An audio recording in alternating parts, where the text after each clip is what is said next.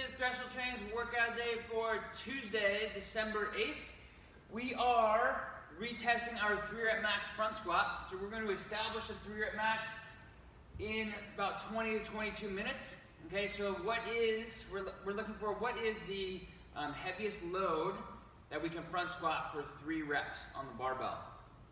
So we have a suggested loading scheme for you to work up to those attempts, starting with the empty bar for 8 reps, working into 2 sets of 5, 1 set at 50%, 1 set at 70% based off your previous 3-rep max. Then we'll go to 3 at 80%, 2 at 90%, and then you're going to take your attempts. We recommend 1 to 3 attempts or so, making sure that we take adequate rest in between. So we're looking for probably 2.5 to 3 minutes of rest, maybe 3.5 minutes between sets. This will allow your system to recover before the next bout of work. So with the heavy loads that we'll be lifting today, particularly for the front squat, what tends to fail is our upper torso and our front rack position. Right? Our legs generally are strong enough to lift the loads, but it's that upper body position that we need to make sure that is dialed in for us to be successful. So when we have the bar in the front rack position, hands should be outside the shoulders versus inside. So our elbows aren't flaring out, they're up. This will help us keep our chest nice and tall like a bulldog. Okay? From here, you're going to be pushing the bar back with your hand to keep your elbows up. So it's another way to think of getting your elbows up. Instead of elbows, elbows, elbows, push your hand back into the bar, towards your throat, towards your shoulder, so that your front rack position is maintained. In addition, as you are thinking about that, move your elbows across the body, like so, like you're trying to touch them.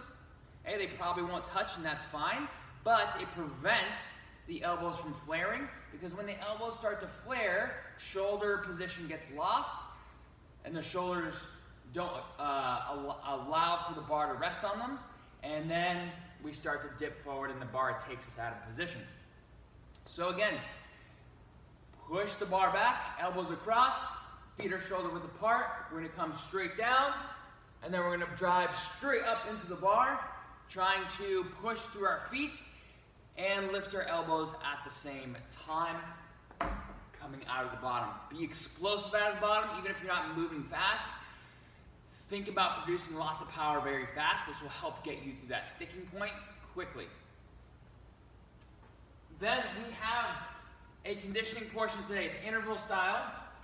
Okay, we're working on, this is going to be a muscular endurance type of workout. It'll get your heart rate high, but we will have some structural fatigue, particularly towards the end part of this workout.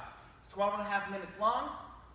Every 75 seconds, for 10 sets, you will complete 10 long seated ab mat sit-ups plus 20 double unders. So I will have an ab mat under my low back.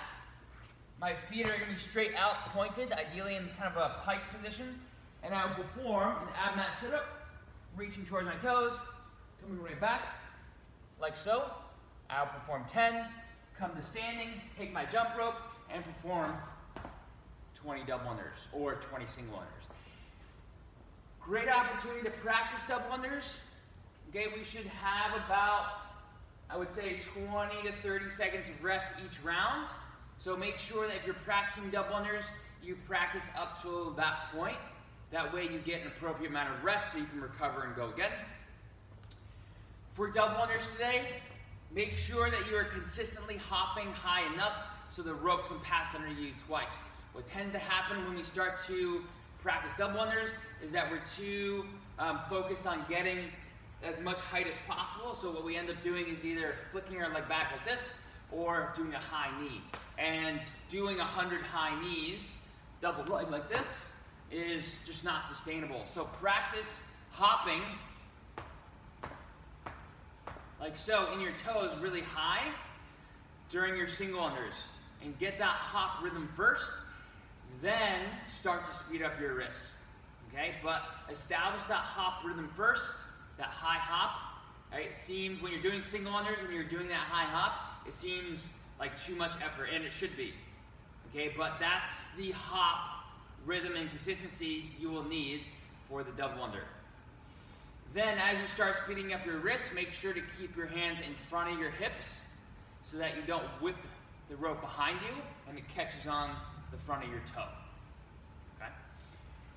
All right, guys, that is the workout for Tuesday. Enjoy the workout, lift heavy, have fun, and have a great workout.